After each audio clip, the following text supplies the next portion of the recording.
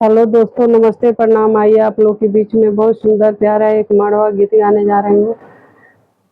मड़वा में उगल हमार बनिया जोरिया भसुर करिया बानी।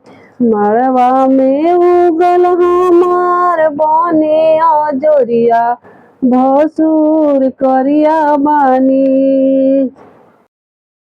कहवा से खुजली पापा ऐसन मदरिया भसुर करिया बानी। कहवा से खुजली पापा ऐसन मदरिया भसुर करिया बानी।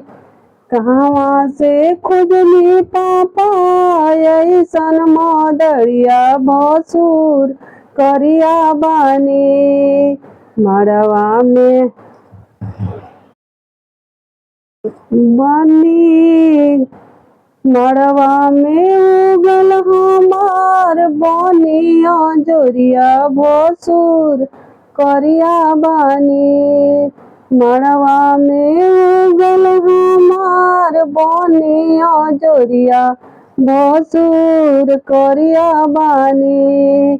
कहवा से खोजनी पापा ऐसन मदरिया भसुर करिया बानी।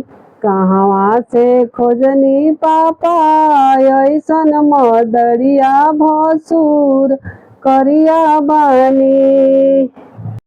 हम तो जननी भसुर पढ़ल लिखल तो अनपढ़ बाने। हम तो जननी भसुर पढ़ल लिखल तो अनपढ़ बाने। मड़वा में हमारी देखावे मदरिया भसुर करिया बाड़े। मड़वा में हमारी देखावे मदरिया भसुर करिया बाड़े।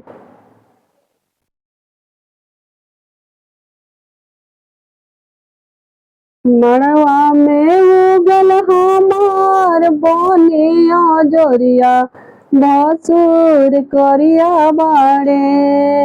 मड़वा में उगल हमार बनिया जोरिया भसुर करिया बाड़े।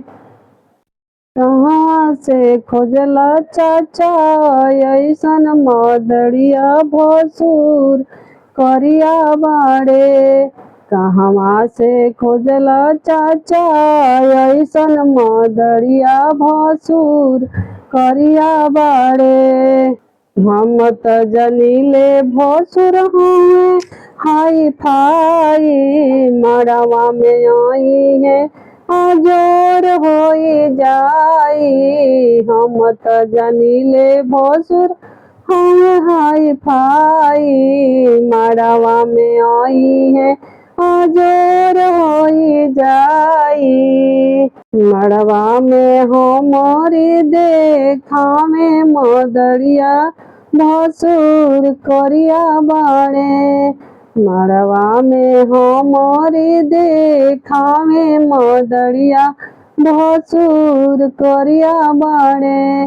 कहवा से खोजला चाचा ऐसन मदरिया भसुर करिया बाड़े।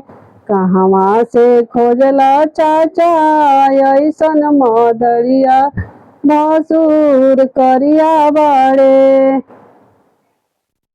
मड़वा में उगली बानी चांद के जोरिया भसुर करिया बाड़े। कहवा जे खोजला भैया ऐसन मदरिया भसुर करिया बाड़े। कहवा में खोजला भैया ऐसन मदरिया भसुर करिया बाड़े।